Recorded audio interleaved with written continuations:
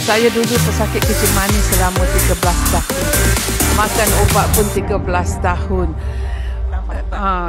Dari setahun ke setahun ubat semakin banyak bertambah. Sehingga saya putus asa.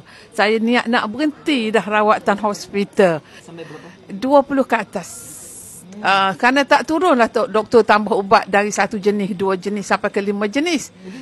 Jadi bila saya bertemu dengan ini, saya nak cuba sangat-sangat. Saya macam biasa, makan macam biasa. Sebulan saya tengok dah turun sampai 10. Saya terkejut. So saya sambung lagi sebulan. Pada hari yang saya test tu, dekat nak hampir 2 bulan dengan pada asal mula minum, saya turun 5.7. Lebih bebas makan. Sebab lebih manis pun tak apa, terus pergi minum air Dromin. Begitulah sekarang.